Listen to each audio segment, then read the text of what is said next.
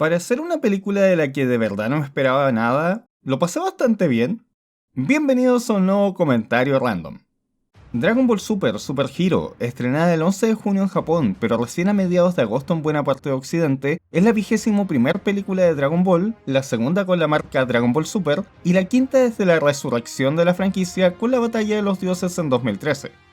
Aunque se le consideraba totalmente destruido, el ejército de la Patrulla Roja ha seguido existiendo todos estos años en las sombras a cargo de Mayenta, el hijo de Red. Con el objetivo de cumplir la ambición de su padre y aprendiendo de lo que ocurrió con el Dr. Gero, convence al nieto de este, el Dr. Gedo, un científico aún más brillante que su abuelo pero con una ética muy extraña, de que la Corporación Cápsula es una perversa organización confabulada con sociedades alienígenas para tomar control de los recursos económicos del mundo, y ya que él es fanático de los superhéroes, se une a ellos con la intención de derrotar a la Corporación Cápsula, además de aprovechar para cumplir su sueño de crear el androide definitivo. Este resumen de la trama la hace parecer un poco más compleja de lo que realmente es, porque luego de establecido el contexto inicial, el resto de lo que ocurre es bastante sencillo. Una historia en la que ante la ausencia de Goku y Vegeta, Piccolo utiliza los sucesos a su favor para nuevamente despertar el espíritu combativo de Gohan y que así él sea el que solucione el problema.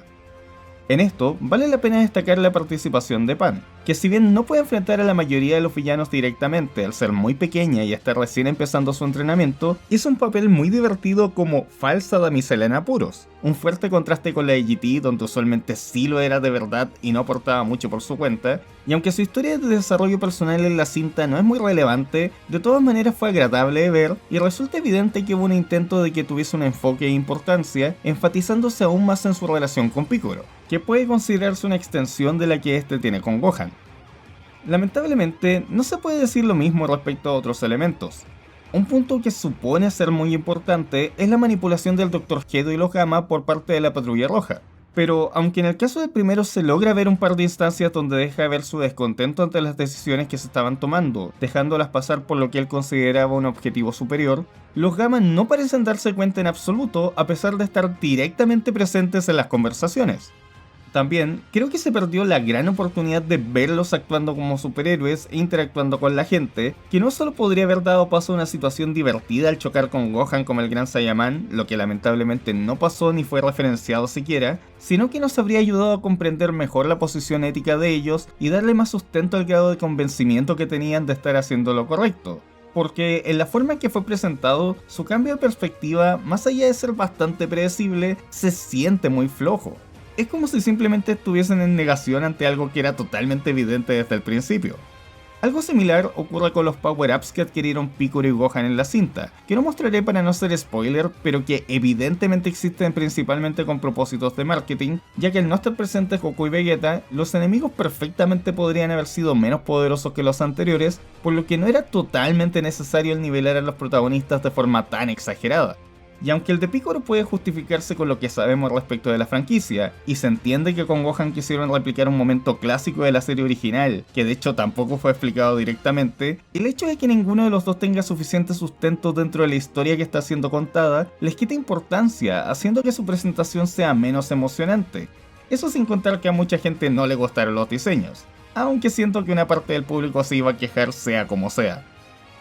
Pasando a otro punto, una de las cosas que más llama la atención de la cinta es que, salvo por los flashbacks, fue producida casi en su totalidad en CGI, algo que había sido utilizado solo esporádicamente en las entregas anteriores, con un resultado no siempre muy satisfactorio, aunque se debe admitir que había ido mejorando con los años, y debo decir que el experimento estuvo bien, pero siento que aún le queda bastante por mejorar. En varias escenas de conversación o tranquilidad en que ocurren movimientos que requieren sutileza, los personajes se ven un tanto toscos, por no decir robóticos. De hecho, se notan muchas las complicaciones que tuvieron con el pelo, por lo que varios personajes o no tienen pelo o poseen peinados que requieren cero movimiento, incluyendo a Bulma, por más extraño que eso resulte. En ese sentido, me impresiona lo atrevidos que fueron con el desordenado pelo de Gohan en estado normal. Aún así, este formato permitió varias ventajas en las escenas de combate, con tomas dinámicas desde distintas perspectivas, uso creativo de los escenarios y hasta una pelea bajo la lluvia. Y aunque se extraña un poco la flexibilidad que se tiende a utilizar en la animación tradicional, especialmente en lo que respecta a expresiones, y sí, los combates nunca llegaron al nivel de espectacularidad de la película anterior, debo decir que las escenas de acción a alta velocidad están muy bien logradas y los usos de luz otorgan una ambientación muy distinta a lo que se suele ver en la franquicia. Definitivamente prefiero un estilo más similar al de la película anterior o al utilizado para los flashbacks, pero fue un buen intento al que terminas acostumbrándote fácilmente. Otro aspecto que no puedo dejar de mencionar es respecto al doblaje latinoamericano, específicamente la participación de Luis Manuel Ávila como la nueva voz de Gohan en reemplazo del trágicamente fallecido Luis Alfonso Mendoza. Considerando que es su primera ocasión doblando al personaje, creo que es un muy buen trabajo. Sin ser una imitación, capturó bastante bien el espíritu de la interpretación del Gohan adulto al que acostumbramos en Latinoamérica, con el mismo tipo de matices entre las escenas de tranquilidad y seriedad. Siento que aún le falta un poco de intensidad en aquellos momentos en que Gohan está lleno de ira, y hasta pareciera que el hecho de tener que mantener el tono lo limita muchísimo al momento de gritar, cosa que no ocurre en el caso de actores como Alan Fernando Velázquez, voz de Gama 2, cuya interpretación es excelente, pero es muy probable que eso vaya mejorando a medida que tenga más oportunidades de doblar al personaje. Es una gran lástima que el talentosísimo Luis Alfonso Mendoza no pudiese estar en una película que para muchos puede verse como la gran reivindicación de Gohan, pero al menos parece tener un digno sucesor.